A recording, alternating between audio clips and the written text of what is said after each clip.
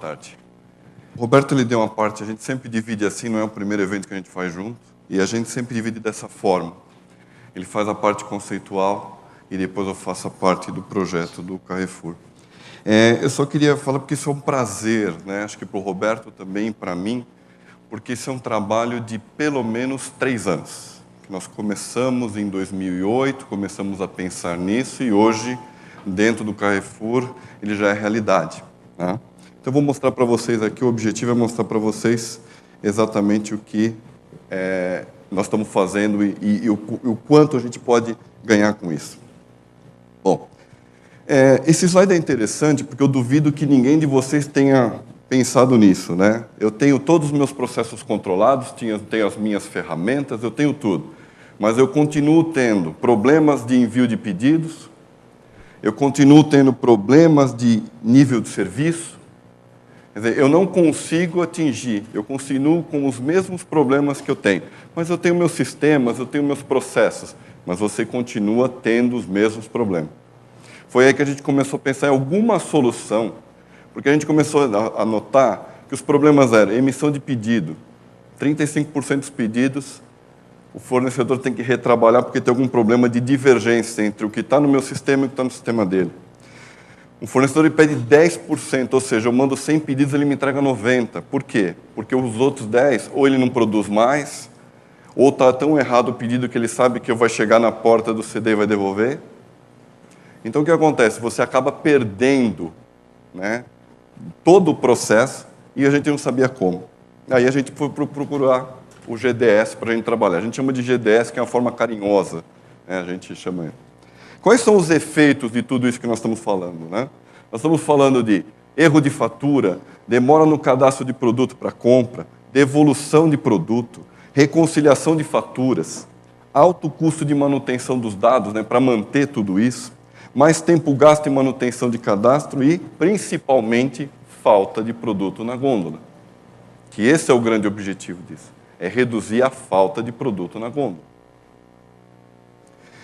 Eu vou colocar algumas coisas que o Roberto colocou, mas vou dar um ênfase mais voltado para o varejo, né, para o nosso caso, né? Qual é o nosso objetivo? Eu quero sincronizar os produtos entre o varejo e o fornecedor. Esse é o objetivo, tá? E o que a gente quer fazer? A partir do momento que eu sincronizo, ou seja, o fornecedor me dá os dados e eu tenho os mesmos dados dele, eu sincronizo, sempre nós vamos ter a mesma informação. Importante, quem é dono do dado? O fornecedor. Ele é dono do produto, ele criou o produto, ele é o dono da informação.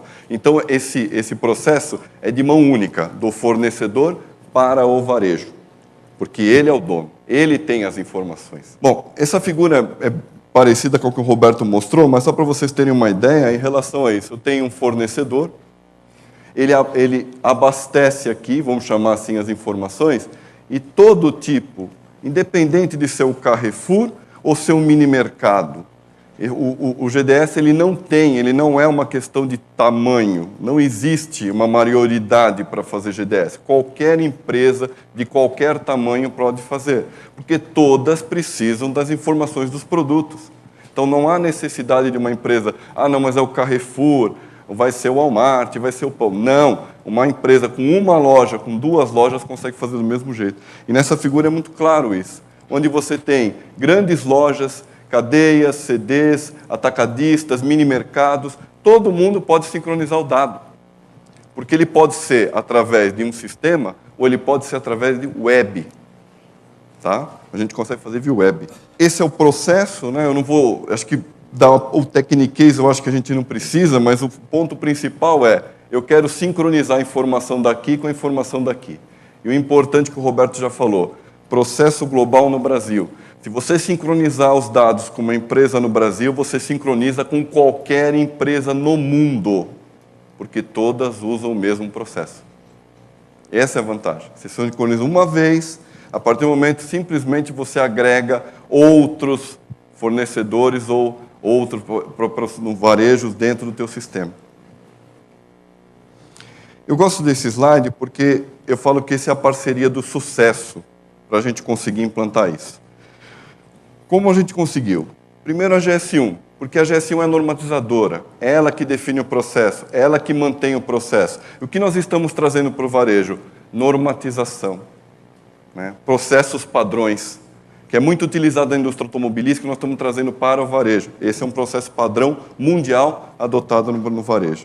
A Abras, né, que na verdade isso aqui, esse evento já é coroa o que nós estamos fazendo, que é exatamente pelo Comitê de Inovação e Tecnologia, e o alinhamento com os demais varejos, né? Não é uma coisa que o Carrefour está fazendo para o Carrefour está fazendo para o varejo brasileiro, né? Conversando com o Walmart, conversando com o Pão, conversando com os outros integrantes do comitê.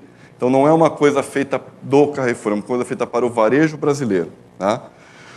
O Carrefour, né, que na verdade adotou de ser o pioneiro em implantar isso, por quê? Porque a gente já vinha conversando sobre isso, a gente já tinha uma ideia de implantar, e o comitê, na verdade, veio exatamente no momento que a gente já estava fechando para a gente começar a implantar, e, logicamente, os fornecedores, que são os donos da informação. É com eles que nós vamos trocar. Tá? Bom, o Roberto falou de um provedor, e isso aqui é muito importante. Todo esse processo ele é feito por um provedor. Tá? Essa nuvem que o Roberto falou é exatamente o provedor que faz da mesma forma que ele faz o EDI, ele faz a sincronização de dados. O principal, somente provedores certificados pela GS1 vão trabalhar no mercado brasileiro. Se não for certificado pela GS1, não trabalha. Por quê? Estamos garantindo a padronização. Tá? Esse é o objetivo. Porque a partir do momento que eu implanto, né, o grande ponto é o seguinte, eu implanto em um, eu implanto para todos. Né? Por quê? Processo padronizado. Bom, esse é o cronograma do Carrefour que a gente fez. Nós iniciamos esse projeto realmente em abril, né? Em maio nós definimos os atributos, que os atributos são os dados, né? São os 42 itens que nós vamos circular. O importante é que nós estamos começando com os dados logísticos, eu vou explicar mais para frente por quê. Mas nos dados logísticos nós temos 42, tá? Em julho, nós iniciamos eventos com fornecedores. Nós começamos já a trazer os fornecedores para explicar o que era a GDS, para ele começar a pensar isso, levar essa ideia para casa. A gente estava no meio do projeto e já estava fazendo evento com fornecedores. Tá? E em fevereiro, agora, nós iniciamos o quê? O piloto. Nós já estamos trocando dados. Hoje, neste momento, a gente está recebendo dados de um fornecedor e já está sincronizando o cadastro dentro do Carrefour. Certo? E agora, março, a gente pode colocar que a partir de segunda-feira, que segunda-feira é carnaval, não vou lançar uma coisa no carnaval, né?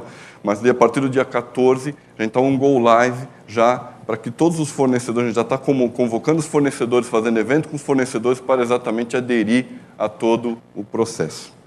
A segunda fase é a fase dos impostos. O Roberto falou isso, o Roberto está nos apoiando, e a GS1, porque ela, como é a normatizadora, tem que nos ajudar, porque nós temos uma particularidade na questão de impostos, todos sabem disso. Tá?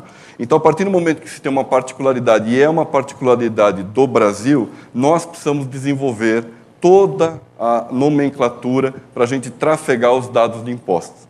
Então, o que acontece? Não dava para a gente não esperar, para não atrasar o time, a gente preferiu, vamos colocar os dados logísticos e trabalhar em conjunto, que aí com o Roberto, os demais varejos e fornecedores, para ver exatamente como nós vamos formular, né, essa matriz 27 por 27, para que a gente consiga também transmitir os dados de impostos. Tá? Esse a gente está prevendo já, vamos ver se até o final do primeiro semestre a gente consegue fechar e já implantar. Mas veja bem, é simplesmente um complemento de informação. Tá? É mais um complemento. E a terceira fase é custo-preço. Eu coloquei custo-preço porque depende de um lado é custo, depende do lado que se olha é preço. Então, eu já coloquei custo ou preço. O que acontece? Existe uma necessidade da maturidade do fornecedor e o varejo entender bem o processo. Entendendo bem o processo, a gente consegue já trafegar custo. Tá? E importante dizer que, nos outros países que foram implementados, fazendo um benchmark mundial, o que acontece? Normalmente você implanta a parte de dados logísticos, 2 anos depois você implanta a parte de custos ou preços, porque você já tem aí uma maturidade. O que nós estamos pensando aqui é diminuir esse tempo. Então, nós estamos implantando agora em 2011 dados logísticos, devemos implantar meio para final de 2011 a parte de impostos e, com certeza, a gente já deve colocar no início de 2012 já também a parte de custos, tá? Para a gente já começar a colocar.